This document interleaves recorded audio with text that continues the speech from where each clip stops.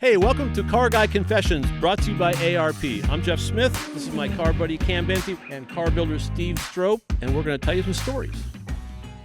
What's been the biggest shift since you went quarterly? Since we went quarterly, the page count did go up, so we're 86 to 100. I was hoping for more, but we'll take 100. Yeah. And then the kind of shift in format was more of like an issue theme. Okay. So like we did the Pro Touring thing, we did Pro Street, things like that. Single theme for each issue.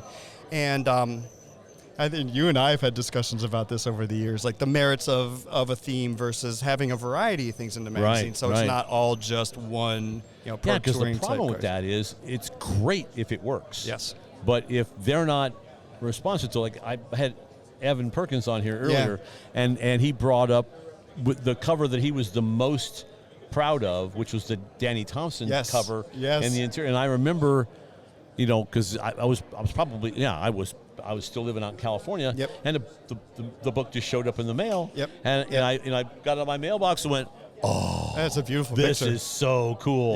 But it didn't do well. Right. And it's like, and it's a crapshoot, because I'm sure that I would like to think that the people here, as traditional hot rodders, would understand what that was. Yeah. Because Bonneville has an influence here.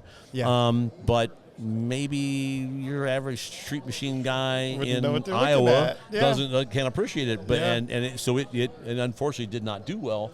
Yeah. That's the risk you take, and we can tell them that the editors you get judged, not me anymore. You get judged on how well the book does on the newsstand. Absolutely. And if it doesn't do well on the newsstand, they're beating right.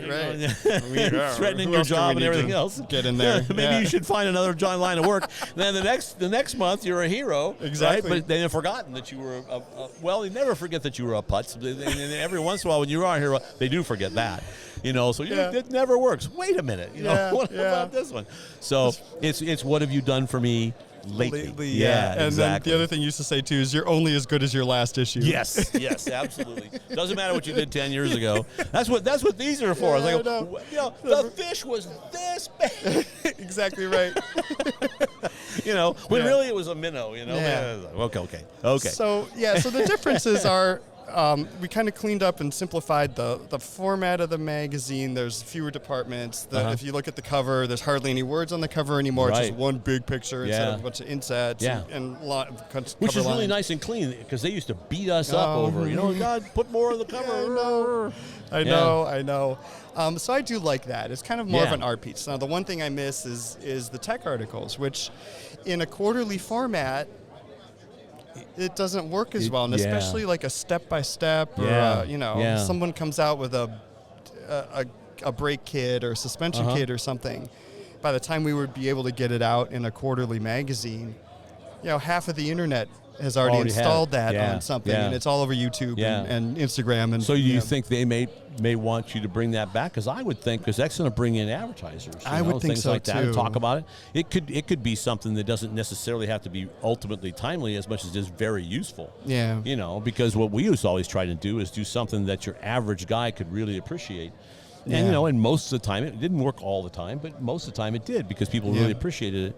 And so that's tough, because being a technical guy, I remember John Diana asked me one time, so how much of your book is editorial or was feature, and how much was technical? Yeah. And I thought, well, I'm shooting for 50-50, and I was shocked to find out that it was mostly feature. It's like it was more like 60-40. Sure. And I thought, well, I need to bump this up. Right. Yeah. And then I thought, no, I don't think I want to change this, because it's working, right? And people appreciate the combination of the two. So, but it's difficult. It's like we've talked about this before. It's like trying to be everything to everybody. It can't work. It doesn't. So you have to be somewhat focused. And do you get comments about whether or not hot rod is traditional enough? I have, and I've heard that I made I've said this in some recent interviews too, like, and this, I don't know much of anything about cars older than 1965, for example, 64. It's like I had to really train myself to recognize a 33 versus a 34 dude, Ford, me too. and like a Model A versus a 32, Yeah, and I still get that stuff wrong. Like Andy Leach's car here, when we went to look at it when he was unloading it off the trailer, I had absolutely no idea what I was looking at. Yeah. And now I was like, because I remember the distinctive thing about those Pontiac is those fins on the swoopy fenders. Right. The little ridges. They're not a fin, but those little ridges. And I was like, okay, but I didn't know. And, and they're one of their transport guys had to tell me.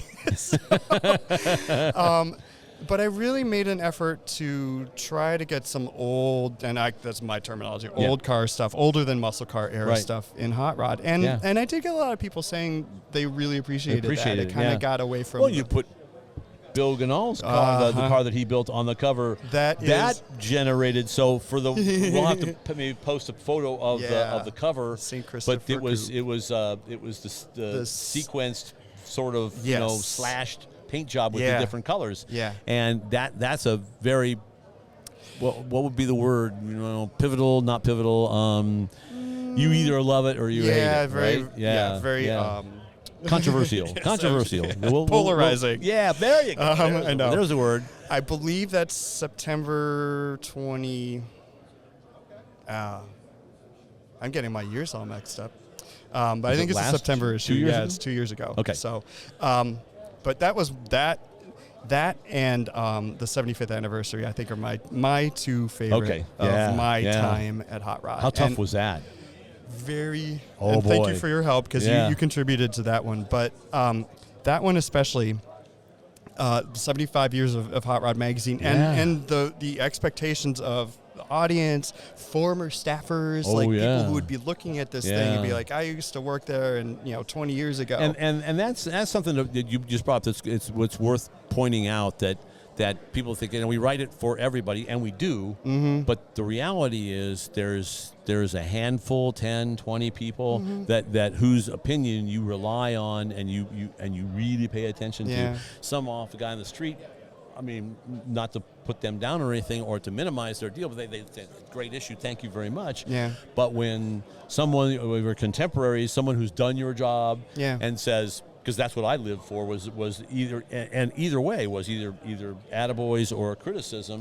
Say, I would have done this differently, I would have done this, and you take that in. That's really critical. Yeah. It is, and and then the historical, people look back on those to do, so I started about 2 months prior to that issue, looking back in our archives at the other anniversary issues, the 40-year anniversary, and the 50th? Exactly. Yeah. And what do you do? And God, I started to get really stressed out too. I really stressed out. And it's funny, Jeff, the knee-jerk thing would have been like, oh, let's put let's get like a not a streamliner, but sort of a 32 on at El Mirage. Yeah. And like the original cover. Yeah. And then I was like, well, no, that was done on the 50th anniversary. 50th. Yeah, they for the 40th we did what we ended up doing. We thought it was a great idea, and then but photographically it just tanked. It didn't work. I don't think. But what we did was we made a billet. We had a 40th logo. Yes. I remember that one. Billet aluminum. I had that on my desk. To this day, I don't know what happened to that. It disappeared. The plaque. The actual billet aluminum piece. Yeah. I think I have a pretty good idea what happened to it. Sure. But we won't say it here.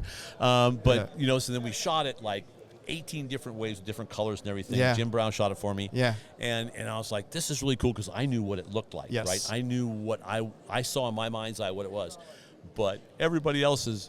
You know what that looks like, don't you? I went, no. He says, it looks like corduroy. Because it had a texture and to this it. day, it is the corduroy cover. And it's like, cool. It's like, and now, it's like somebody says, so those Rorschach tests where you say, well, I see the pony. Yeah. Well, I see this guy driving a dagger into somebody's heart. And now that they've said that, it's like, oh, it's the corduroy cover. That's all you see. Anyway, so how do you... I don't know, I wish I knew what the inspiration was, but something clicked in my head about Gray Baskerville's car. Okay. And as kind of a way to honor probably one of the most well-known and influential, of everybody who ever worked at Hot Rod. Yeah. Yes. So that's great because it encompasses everybody in one image. Yeah. Plus, it's a traditional hot rod. We didn't call it out specifically on the cover, but anyone who knew Gray Baskerville knew that car. Knew that car. And then we photographed it. Wes Allison did the photography at El Mirage. I had to spend a lot of money and time getting film permits too. That was crazy. Yeah. Not an easy process to shoot, do a still photo shoot on some dry lake bed. Yeah, what's the big deal? Yeah. Well, welcome to Southern California. Yeah. Yeah. But God, to be there and see that car, I never knew Gray. He died right before I started as an intern, so I never knew Gray. But so I'd heard about Gray all my career. Yeah. And to see Jim Shelton show up with that car and on the lake bed, and it's just all that history and combining different elements of Hot Rod's history too. I remember when I was in college, someone asked me one time, said, you see your journalism, you write, okay. Who are your influences? I said, Tom Wolfe and Gray Baskerville. I remember you telling me that years ago. I think it was one of my professors, and he goes, who? Tom Wolfe, I get. This guy, Gray Baskerville, never heard of him before. He's only a staff writer for Hot Rod Magazine. Looked at me and just turned around and walked away.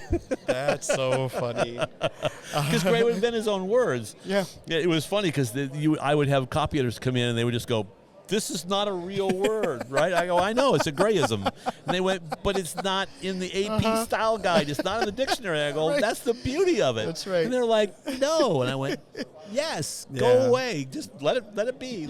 It's okay. It's okay. If this will not, it doesn't make you look bad as a copy editor. The readers understand it. They get it, and they expect it from Gray. So we're not editing that out. So just run along. Yeah, exactly. There's a lingo we all speak, and it doesn't exist in a dictionary or in a style guide. Nope. So. Nope.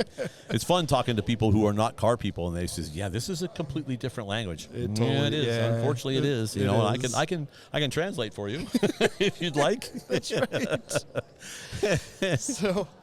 But yeah, those two issues are my favorite of my time. Yeah. Okay. At Hot Cool. Rod. And it was Kobe Gewertz's 33 Ford with that Bill Ganal did with the multicolored, multi-stripe paint job. Yeah. And I just love that car. I remember seeing it here when it was unveiled here for the first time, and just like, oh my God. Yeah. And it's funny because some of the people who were judging Amber at the time were like, oh, I hate it, because more traditionalist. Sure. Yeah. And it's funny, and I guess to your point, like that's the opposite of trying to please everybody. Yes. What Bill did with that car. Let's whip the frenzy up here, shall we? Yeah. Let's see what really happens here if we do this. Yeah. So those two are my favorite issues, and then actually I got to say too, the first quarterly one, the Pro Street issue with Rick Dobberton's car. Yeah. Shea 2000 and Matt Hayes Thunderbird parked right behind it, and Wes Allison did that photo shoot again. Yeah. He did it in Phoenix. And gorgeous. Oh, and that's another love-hate kind of car, and more hate now because they just don't. You have to understand the way it was. Yeah. And I still tell people this day, if a car comes up and they say, well, it's just stupid, right, wasn't practical, and I said, well, none of that stuff was practical. No. Matt's car was not practical. No. And so I said, you have to look at it kind of like from human nature. Pro Street, it blew up so fast that everybody's trying to beat. It's like, well, okay, Dobberton did the Nova. Right. I'm going to do something else. Right. Rocky Robertson goes crazy with the Buick, and and then Dobberton's got to beat his own drum and say, okay, I'm going to beat all you guys with build this ridiculous car. Yeah. And it's human nature to take it to almost to the cartoony or the extreme. Right. And then bring it back. Right. And then what does Scott Sullivan do?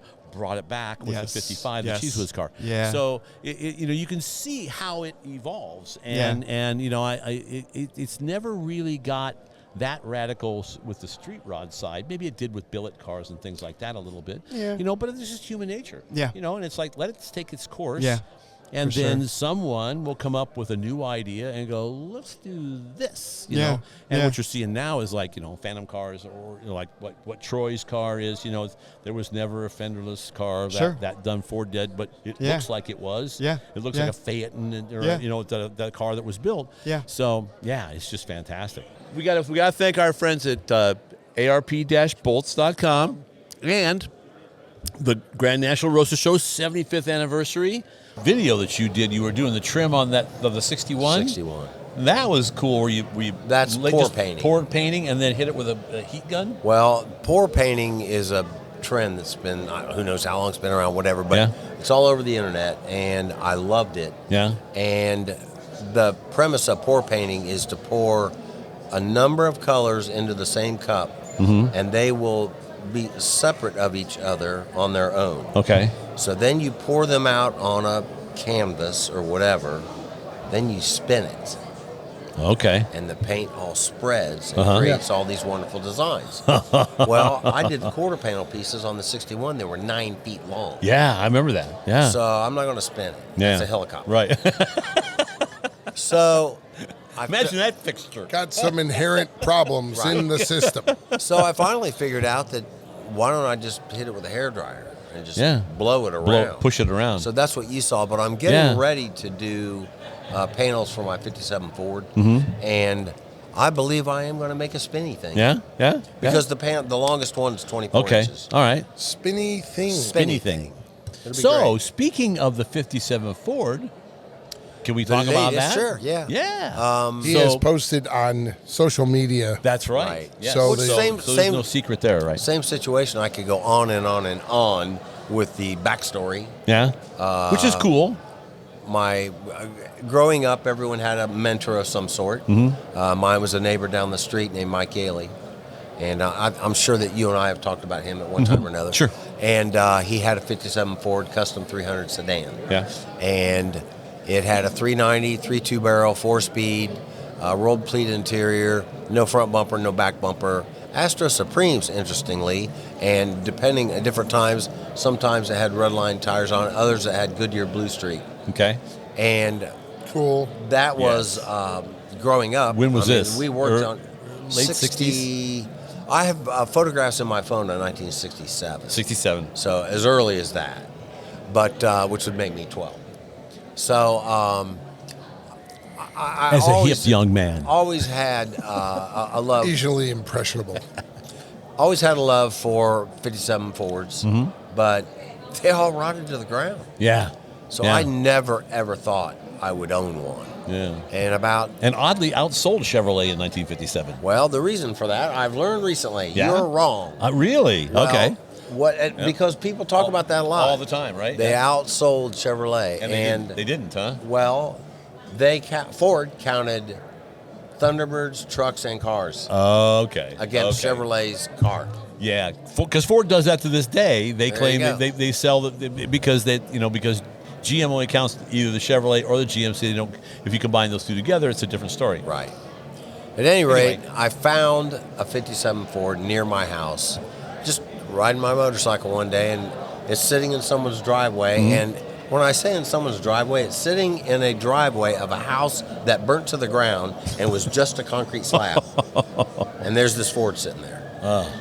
And I go past it daily. Needs to be saved. Yeah. I kept driving back and forth, but I'd be like working and go, I got to go check on that Ford. Because people were going to work on that house deal or whatever. Yeah. I end up knowing the guy that owns it, and it was a 6-cylinder 3-speed, and Perfect. from Oregon, and Keeps it simple. a really, really nice car. Uh-huh. So it took me 3 years, but I finally bought it Got from it. him. Yeah. With the intention of doing pretty much of what I am doing, but it's got acrylic enamel. It's two-tone parchment white or whatever the white color is, and gray. Okay. And the top is DuPont Centauri acrylic enamel, which is really durable paint. The car was restored in the 90s. Okay. And then the bottom is base coat, clear coat. So I wanted to just sand and polish the paint that's on it, and I'm sure I can make it look good. Yeah. But with the changes I have in mind, I want to make a daily driver. I want it to be comfortable. I want it to ride good. and I don't want to shock you, but I want it really low. So, well, you ran that one photo on Facebook, right? That was pretty cool. Basically, it's escalated to the point that I'm trying to build a 60s, early 70s drag car-ish. Drag influence. Or influenced or wild street car, but still, that's my daily car. And when I say wild, no front bumper. I don't intend on having headlights in the headlight area. That's going to be black plexiglass. And the way they did it back in the early '60s. And then I'm going to put aircraft landing lights or whatever, the projector bulbs in the turn signal. In the turn signal area, okay. And see how that works. Because I can always put lights in if I have to. Yeah. But it's got a Lakewood style roll bar that I had bent out of stainless. That's cool. So it's just the single hoop style roll bar, so right? it'll be chrome or whatever. Yeah. So, no back seat, but there will be a removable panel where the seat back was in the back seat when I want to haul long stuff. You can lay it through the trunk. Through the trunk. Yeah. And trust me, I do these things. It's got T-bird bucket seats. It'll have a tack on the dash. And then no front bumper. The back bumper is the most offensive thing you can possibly have in a 57 Ford. Okay. I don't need to tell Steve, dealing with Bob's wagon. So the solution... Cut in like 12 pieces. Well, the solution Really? is to take a front bumper, cut the sides off, and weld them onto the rear bumper. Okay. That's fine, but to have a bumper chrome nowadays is a minimum of $3,000. Really? And $3,000. I'm not doing that. Wow. So I'm just going to make a push bar in back. I'll put it in even more simpler with a quality chromer. And if you're going to do anything, you want something of decent quality, not insane, just quality chromer. For me to do a 1980s BMX bike, and I'm sure I'm going to hear a bunch of crap, but I'm sorry, I'm friends with chrome platers, so these prices are real. Anywhere between $800 to $1,000 to do a BMX bike frame. Wow. Which is a couple of triangles. Right. Well, I have T-bird bucket seats in it, and they have the wide band trim all the way around. Yep. And because of the shiny roll bar, I thought, shiny roll bar, I want to get that stuff chromed. And when you start looking at all the pieces, I thought, that's $3,000. Wow. It's more than $3,000. More than $3,000. And I'm like, I'm not doing that. Yes, you are. Nope. I You're polished gonna chrome all it of like you should. I polished all of it. Do it. I polished all of it, and I am coating it. Oh, if it's stainless, okay. No, this is it's the aluminum stuff that like on a roll Chevy. bar. No, we're under the seats, Steve. Okay. Seats. I'm sorry. Shiny around the perimeter. All right. At any rate, like a Chevy 2 grill. That aluminum. Okay. I call it pot aluminum. Yeah. It's got an anodize on it. Right. Well, if you take the anodize off. Astro Bright, Anobright. Is that what it's called? There was stuff called Anobright, which Anobright? we do to aluminum. Okay. Yeah. It's like a clear over top of the aluminum. It's It looks that a little stuff. shinier than. Okay. So I stripped it all, I polished it all, and now there are all of these coatings. Present one, Z coat, that is, I don't even know what it is, but if you put it on, say, mag wheels, it protects them really, really well. Okay. And it'll go on any surface, paint, mag. Listen to me sounding like a salesman. But I'm going to use it. I applied it before I left to come here on all these trim pieces and hope they don't dull. Okay. So Yeah. can't afford that chrome sometimes. Yeah. But the car ended up 347 5-speed. Okay. Yeah. I think I'm probably going to, and because you also can't afford to have anything upholstered anymore, I think I'm going to put aluminum door panels in it. Cardboard box. Cardboard box panels. Yep. Cascade. Clorox. Just get it from the grocery store. Captain Crunch in the back The seat. Captain Crunch in the back seat. Maybe Jiffy. Peanut butter over it. Hey, we'd like to thank our sponsor, ARP-bolts.com. We got a fantastic little backdrop here. They make an outstanding series of bolts, almost anything you would need for engines, chassis, things like that. In fact, we were at lunch today, and a guy asked you about the bolt on the back of your shirt, and and I said, well, it's really about a head bolt. They neck the stem down of the bolt on a small block Chevy head bolt, so that the clamp load is even across 3 different head bolt lengths on a small block Chevy. And, so that's the kind of technology that you get out of ARP. And we've all got stories on all that stuff. Well, for a translation of what he said, call ARPbolts.com. But the message is that you can't get any better than that. No, you cannot. There you go. We'd like to thank our friends at InTheGarageMedia.com. They have 3 fantastic magazines. They've got Classic Truck Performance, they have Modern Rodding, and my favorite, All Chevy Performance, with Nick, my buddy Nick, is the editor. Biased. So, yes, of course. But it's a fantastic book. They're doing print media, which is, of course, our favorite. So in color and everything. In color and everything, and you can get your car on the cover of one of those books, which is a fun deal. Great tech. Great tech. By You know, not always written by me, famous but people. Yeah. Famous people Not have written all the always tech. written by me. That's right. Just So pick it check up and them out read it. at InTheGarageMedia.com, and they're our friends, and they will thank you. Well, I think start to finish. Yeah. You know, and So 40 years probably. Yeah, and to try and I'm still a little bit up in the air about it, because you kind of go, well, there's all these eras. Obviously, there's film and then there's digital, and the film is so much fun because it's real. You know, as soon as you look at it, it's like, no, that's the way she really looked. Or this is the way the sky really was that day.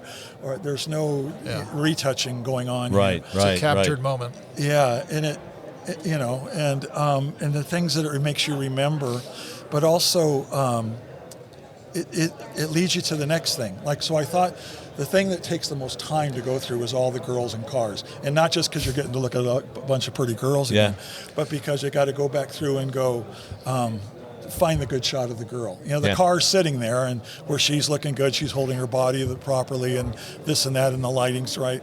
And it's funny to look at some of the ones I went through and edited, like maybe in 1987, and I re-edit it now, and sometimes I pull out of the file something that I threw out last time. That you'd say, no. You have a different perspective, right? Yeah, because you suddenly go,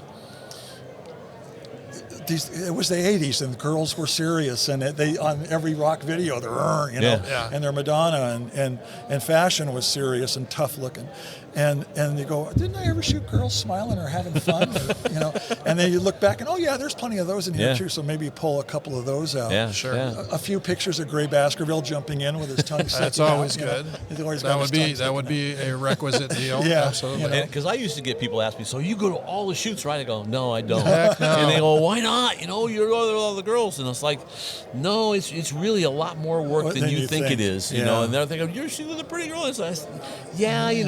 After about 5 minutes, then it's just work. Well, the swimsuit stuff that I used to do at Sport would take 8, 9, 10 days. We'd be gone to Hawaii for 10 days, and it'd be forever. We'd do a girl a day, and then later on, we didn't shoot in the middle of the day. Yeah, but we didn't shoot because it was all supposed to be beach stuff. And I remember you telling me that it was really difficult to get it shot because lighting for her would be completely different than lighting for a car, or vice versa. And you had to make it work. How do you make that work? Well, don't tell any secrets. Don't tell any secrets. No, that's right. I mean, sometimes I have strobes along with me, and be lighting her and let the natural light on the car, and block the light from hitting both, and then there's other times where some of the prettiest stuff that I come back to is. Would be right at sunset, the way I'd normally be shooting the car, and using large gold reflectors with 3 or 4 different guys with hard light gold reflectors. Now your job is to light her ass. Your job is to get her a bus line. Your job is to make sure the back of her head. And then the halo light. And so the car's getting its soft light, but while that sun's still there, and it's just beautiful natural light. And you've got like a couple of minutes to get that happen because the light's going to go away and then it's gone. But when it's right there, because I used to have Midwest photographers say, you lucky guys on West Coast, you have a West Coast light. And I was like, I'm not sure if that's really true. I mean, the sun goes down the same damn way as it does in mine. But I think that was they were just envious. What people don't understand is that this is pre-Photoshop. Okay, this is not a deal where you do a mask and you lay it on, you get this right and you get that right. You take two images and you stick them together. That's not what we're talking about. We're talking about one click of the shutter for whatever the exposure link is, and you get one image. But we did play games and that's shooting a 20 skill. Polaroids or something to get there. To get that one shot. I have Ziploc baggies full of Polaroids from some. Really? You saved them all? I have 8x10 Polaroids from setting up for Cadzilla. Wow. Really? Yeah. And that's and it was that all the notes on the back of it with a Sharpie. Oh my gosh! Pop this strobe 10 times. Pop this one 6 times. Pop that because we do it dark. And, Imagine essentially, you what could you're sell doing those all day long. Oh boy! Oh my God! But like, that's like cells from like a Warner Brothers cartoon. The same deal. Same thing. Well, Same deal. So, it would be that. Different audience. Different audience. And put these in the book, right? Because some of the notes are even funny. And then I wish I still had some of the T-shirts because we'd be out there shooting with a T-shirt. You'd pull the Polaroid off the Polaroid back on the Hasselblad, and it would develop faster if it was warm. So I'd always keep it under my arm, keep it in my armpit, and make it develop as quick. I remember doing 60 seconds is a long time to wait while the sun is moving. Right. You bet. And so then you pull the Polaroid. Well, the Polaroid juice would get right here and right here. Line, right? And you have these brown lines that never came out. I had all kinds of T-shirts with brown lines right there. There's something you won't hear that on this podcast anywhere else. You're never going to hear that on a podcast. You see the old guy pile at the swap meet with T-shirts with brown, brown lines. You know what happened. Yeah, exactly. That's very funny. But cool. It's funny. You open the Ziploc bag and instantly you get that smell. Yep, that Polaroid smell. Polaroid. Yep. Developing. So the only photo that I have of my first car was a black and white Polaroid. My mom bought me a Polaroid camera when I was 16, and I took some pictures of my. That's the only photos I have of my GTO. Wow. So but all you guys were. I mean, Polaroids were everywhere because that's how you look. That's how you saw the light. Have you priced a Polaroid lately? No. I'm surprised you can still buy them. It's insane. Really? Or you know how much a roll of, I love Fuji Velvia. That's always what I shot. You know how much a roll of 35 millimeter Fuji Velvia costs? I have no idea. It's basically $1 a frame. It's 35, 36 bucks for a roll of 36. And about twice that to get it processed. Wow. So Isn't that insane? $100. Yeah. There just isn't the demand. There just isn't the demand. The people who can do it. I'm surprised you can still get it processed. That's although why there they was get all that those kind machines, of money. those machines that probably just they were worthless. Yeah. So is it kind of making a comeback? Is film making a comeback? Yeah, it is. I mean, there's a lot of guys artists that are starting to shoot with black and white. It's still obscenely expensive compared to what it was. Like Tri-X? They still make Tri-X? My son and daughter started shooting this stuff. Yeah. They started shooting. It's like, well, this is cool. They got all these cameras, and I'm going like, you can have those. It's fine. It's fine. And the funniest one was my son went to my son went to New York. Yeah. He had a couple of rolls of stuff that was pretty fun. He was having a good time with it. He comes back and he says, "Hey, Dad, remind me." This is a 20-year-old guy. He says, "Remind me, the winding it up because it just doesn't seem right." So I go back and I'm like, winding it. He's like, "There's no film in the camera." You just keep winding. That's right. Keep winding until you get carpal tunnel syndrome. Yeah, exactly. And that's happened more than once, hasn't it? One of the things that I found. Oh yeah, that was. Oh, boo! That's brutal. You're sitting there telling that girl, "Do this, do this, do." Wait, how long is this roll of film? Yeah. Okay, I got to reload.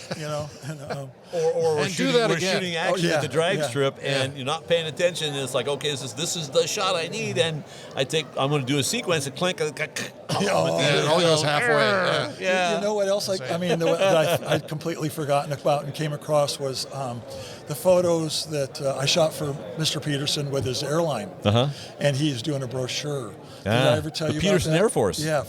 Peterson Airlines. He opened that up out in Van Nuys. At Van Nuys Airport, yeah. And so he was going to do some new brochures, and he got me to come out and shoot it, and John Huffman to write them for him. Okay.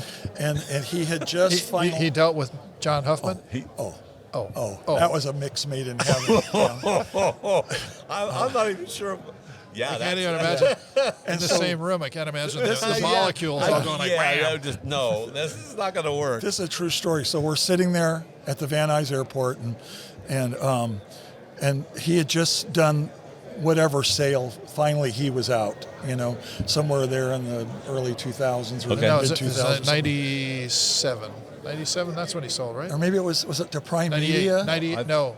Well, but he still owned a chunk of stock for a long, long time. Right, Peterson LLC is what he had. Right. But it was somewhere after that then he was finally completely divested. Peterson LLC sold to what, EMAP? EMAP. Okay. To EMAP, yeah. And so we're out there. For a ridiculous amount of money. Yeah, and it was 1.5. Yeah, 1.5. Yeah, it was 1.5 billion, so that they could get that men's magazine on the newsstand. FHM. Yeah, It was all about circulation. Yeah. It was all about distribution. They couldn't get on the newsstand. That ship had sailed too. He couldn't give those It was away. too late.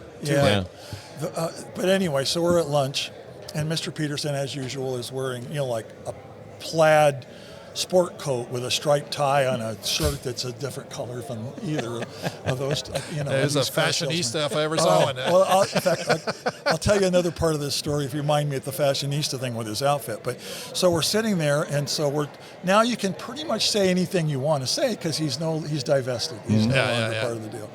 And so John Huffman says to him, so how come when this happens and these things take place and there's these sales and you were still there, you let them fire Lee Kelly and John Diana stayed? Huffman asked him that? Yeah. He goes, how come that happened? I don't think he even knew. And did he even know? He knew. He told us why. But he said, so we're sitting there, Mr. Peterson had a bowl of soup. This is no bullshit. He's sitting there with his bowl of soup, and John Huffman's sitting there with a salad, and he says, so how come, this happened? And Peterson goes, well, John, I know that John was, Diana was a little bit of he was a dictator. And Huffman, without missing a beat, goes, that's funny, I never got to know the tater part. and Mr. Peterson goes, just like a total spit take with his soup right there. And he goes, oh my God, that's great. Oh, that's great. I'd love to have been there. Yeah. Love to have been there. Nobody but John Huffman would have been that quick-witted. That's true. That's true. And we just, that's great. That's great. So we're off working, and eventually we end up at this facility Gulfstream has at the Long Beach airport because he's having this. His planes painted. Yeah, been there. $1 million basic deal to get your paint done. And so now your fashionista thing. This guy there is part of the sales force in Long Beach. Yeah. Okay. For Gulfstream, and I said, so how did? Because this one, all of Mr. Peterson's planes, he had 6 other Gulfstreams. Right. He bought them gutted. They're a green tube with wires hanging. Right. And it's $50 million. Yeah. And then corrosion. Then you start outfitting building them. from there. Yeah. Yeah. And but this one had an interior in it, and it was some colors on it that he wanted changed. And basically, when I saw it, it was all white when we were shooting with it. But the interior was very unlike Mr. Peterson. It was blonde wood and really light colored leathers and white leathers. And, sure. Okay. He was always mahogany and walnut. Just walk inside Scandia. Yeah. And that was And so I said, how did this? He goes, do you know that guy at all? Like referring to Mr. Peterson. I said, well, as much as I can say that I know him. Yeah. And he said, yeah, so we were at the, I think it was in Las Vegas, he said, this air show where, and they do it in Oshkosh, I guess, as well. Yeah, that's a where all the, kind of like aviation. their SEMA show, and they bring everybody, hey, here's our latest and greatest. Show off. For all you guys that want to buy, your own jets and twin props and all this and that. Yeah. Right. And he said, so I'm showing off the jet, and it's sort of our demonstrator model.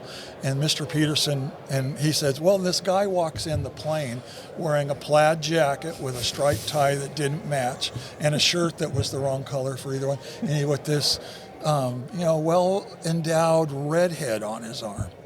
And I said, oh, that's Mr. Peterson and Margie. Yep, exactly. And he goes, oh, so you know who they are? Yeah. He goes, well, why is he dressed like a used car salesman? And I said, because he can. Because he can. Yeah. He doesn't care. He doesn't give a rat's ass. Yeah. And he goes, so he's a billionaire. She's walking around in there, and she goes, ooh, I like this wood. Ooh, I like this leather. And I thought, looky loose. And he goes, so the used car salesman walks over to me and says, how much is this plane? And he said, oh, this one would probably be like $50 million because it's got, everything's done on it, but it's got some air miles on it. And he said he went like this and reached into his pocket and this plaid sport coat, pulled out his checkbook and wrote out Gulfstream Aircraft at $50 million and had me the check. And he said, so when can you deliver this to Van Nuys? And the guy said, yeah, right.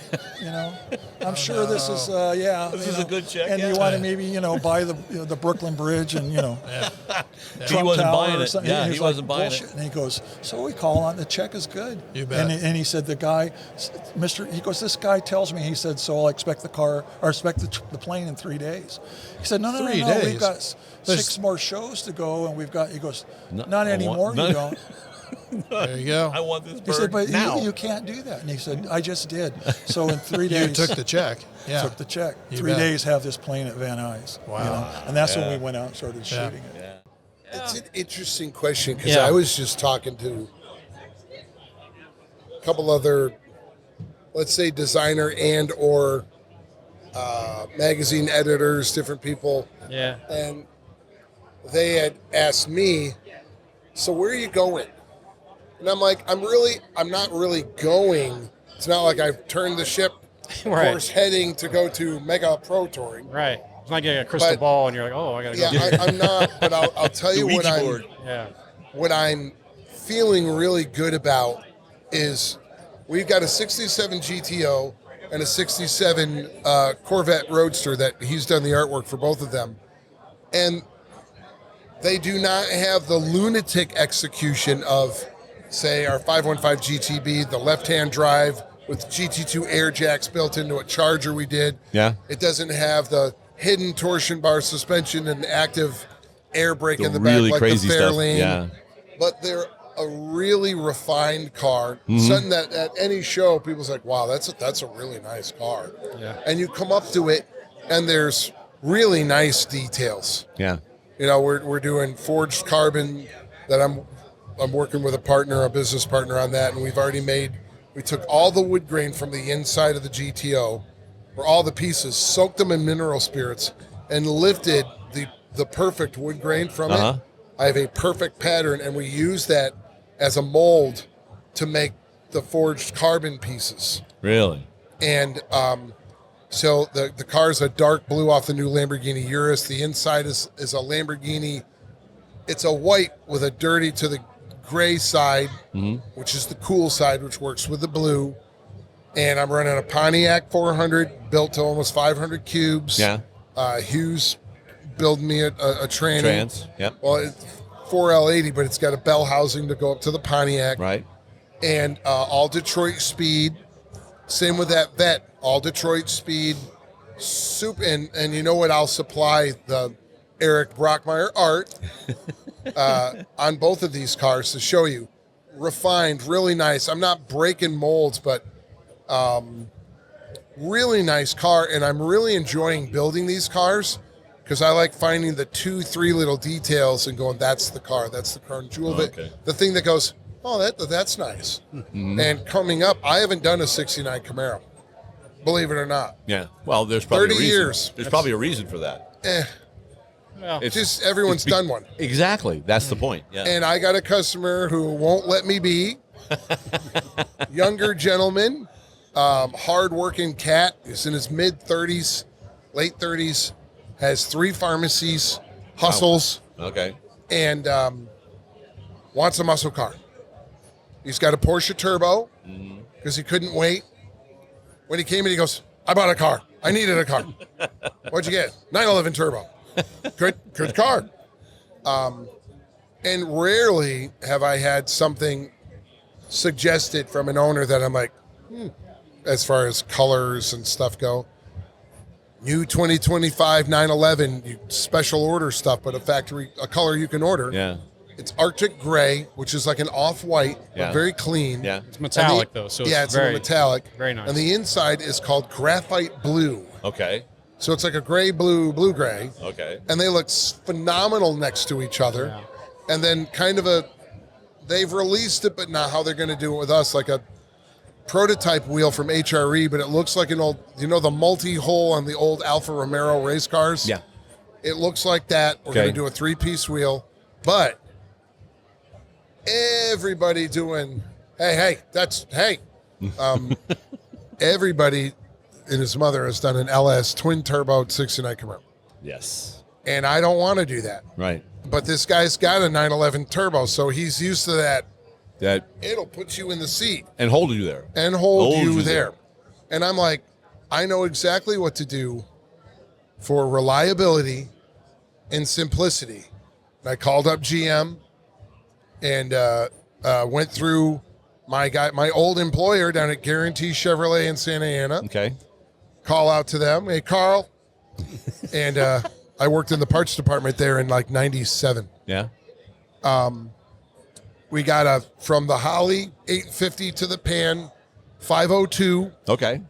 Big block. Makes, yes. Lots of torque. Lots of torque, but don't have to do nothing. Turn the key. Yeah. It's just got coffee cans for pistons. Yeah. You said it's carbureted, right? Yeah, carbureted. Built turbo 400 indoor gear vendors. Bulletproof. Yeah. Dynamat. Vintage air. Yeah. Dakota Digital on the gauges that look like the original ones, but actually you can see them at night. Yeah. The interior is going to be 69 Camaro, but if you could have ordered it in this graphite blue leather, okay, maybe some little touches here and there, but not radically off page.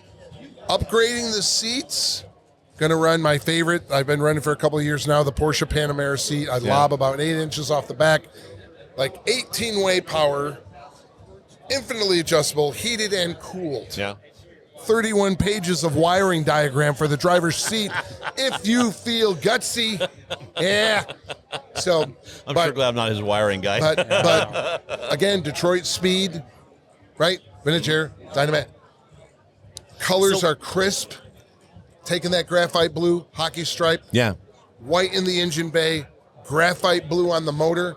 Going to be, wow, that's a nice car. Yeah. It's going to be, my goal is handsome. Yeah. Very handsome car. Are we going to show this artwork here? Yeah, that's going to be up on screen. Yeah. All right. Right now with the magic of See it? technology. Look. Yeah. Guys. So were you involved in the Nova that he did? That sort of the Camaro Nova? No, that was the Camaro Nova. That's Joe Rogan's car. Rogan's I only car. helped with Rogan's the car. interior on that one. You did the interior on that one. Okay, so were you involved with the selection for the dash? Oh No, yeah, that's him. I had that idea in my Okay. head. That was already in there. He had that. Because I went to your introduction. I was still living out here at the time, and you know the car was like, yeah, okay, I get it. You know, this is a cool idea. Yeah. But what blew me away was the dash. Yeah. Yeah. Well, that's Corvair dash. The Corvair dash It was looks just perfect in so there. it well, does. you kind of pulled a Steve Stanford right there, where you had an inventory Yes, I Corvair did. dash. So that's what. Yeah. That's Hey. what, Yeah. Pull So from the best. Where does that stuff come from? I don't sleep. Oh, okay. Yeah, I believe that. I believe that. So we got to focus back on Eric because we have a few. Yes. right. So now we're drawing. We're drawing full time, Yeah. much to the wife's chagrin. So interesting thing about he was asking about hand drawing, early on hand drawing, and then the computer came along. Yeah. And I found Photoshop, and I started seeing digital illustrations, and I did not like them. Yeah, they're very sterile when that was coming out. Yeah. I'm like, I want nothing to do with that. Yeah. So what I was doing, I like the idea of it, but I was hand drawing the cars using my markers to get the reflections. Okay. And then I would scan it in and use like the airbrush tool in Photoshop Okay. and different tools Okay. to make the rendering look pop, give it more pop. Because But it essentially still what you were looking for were like halftones. halftones, quarter tones, stuff, a Right. quarter Yeah. panel or something. Look at you in the art language. I know, that's pretty impressive. You know, I don't know where that comes from. I don't either. You need a job. I got a lot of work to do. Got a lot of work. Really need some help over here. So now my renderings, they had to look like they were renderings and Yeah. not digital Not renderings. digital. Yeah. So, and so that's where that started. And then Yeah. eventually it did all go digital, but I always tried to make it look like they were renderings. I wasn't letting the computer do the fading and do any of the, it was all hand. I was doing by hand with my digital pen. Because I think what you're saying, I'll make an analogy here that may not work, but I think it will, is the difference between digital audio and the old analog stuff. Like play a song Sounds way better. play the song on an album, then play the same song on CD, Right. and you could hear the difference. Yeah. The description was So he's trying warmer. to keep the So warmth. you're trying bringing to the keep the warmth visual into the warmth image. of analog. Yeah, okay. I'm still but trying utilizing the digital tools. I'm still emulating. I'm still looking at Steve Stanford art, how he says chrome, glass, paint reflections. Yeah. I'm looking at that, and I'm emulating it, but doing it with the computer as a tool instead of a paper and pencil. Yeah, yeah. So, yeah. and it eventually And evolved. it sounds like it works. It did, and then it's evolved further and further and further. I'll bet. Until you get to a point where if I wanted to, I can make them look like they're damn photographs if I wanted to, but I don't like that look. I've had people want me to do that before, where you just kind of Photoshop stuff around. Okay. And it's okay for quick studies or just kind of messing around, but if you're going to do a rendering, I like it to look like a rendering. Yeah. The chrome is rendered. The paint looks like you kind of maybe have some marker strokes in there. If I had a rendering, I would want it to look like a photograph. Right. Well, because you could take a photograph. Some people they just want to see exactly what it's going to be. They Okay. Okay. Appreciation for art is not what they're after. It's, Yeah. So that's. Is there a particular one that you've done that you just think is, man, this is going to be hard to beat? That I can't answer. I'll be honest. I've done so many.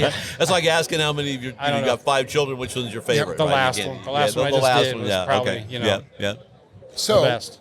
because I already know, I've been given the Oh, sign. we've been given the But- sign? Right, but okay. we have some things that we need to wrap up properly. Okay. So, Okay. as of now, here we are to now. You are for hire. And it's not just for hot rod stuff. It could be for a boat. It could be for whatever. Well, I'm going to push back on that a little. Okay, you push back on that. I stay in the automotive unless I've Okay. done some boats, but it's for really good people. But So let's do this.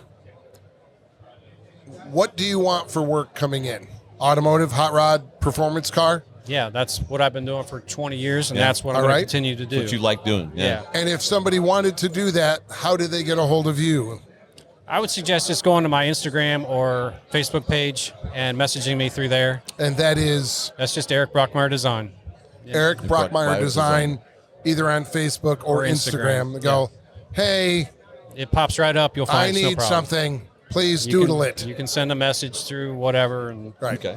Now, Very cool. to take a look at your stuff, one could Google Eric Brockmeyer. Yeah. Or I know you've got a website with some swag, some cool prints, I some do. cool shirts. Yeah. Right? And that is, that's Eric Brockmeyer Design at bigcartel.com. Okay. So Now- if you go to if you just do Eric Brockmeyer Design, that website will actually pop up, Big Cartel. Okay. So and there's some T-shirts, some prints, some other fun stuff with some artwork on there if you want to purchase something. Huh? sure. So and I'll be Very updating. cool. I'll try to update it more and more, but it's on there. Yeah. Take a look. Anything Outstanding. you would like to leave the people with? To I any don't- point? Or, hey, open forum. Open for. I mean, Do you miss cleaning pools? No? Okay. Sometimes I do. Chlorine. When I call. It was so peaceful. God, I'd do anything for chlorine right now. God, It was so nuts. peaceful, man. All right. Well, look, this has been fantastic. This has been great. Thank you, I man. appreciate you Coming on, coming sir. by and helping us out here. Appreciate it's been it, a Steve. wonderful time. Eric Brockmeyer, go check it out. Thank you, guys. We also want to thank our sponsor, ARP-bolts.com. And, of course, our friends at Grand National Roadster Show. They set this booth up for us. It's fantastic. And, want to thank all our friends that have helped us out Yep. through all these years. Thank This you. is fantastic. If you like what you see, keep watching, and we'll keep telling you stories.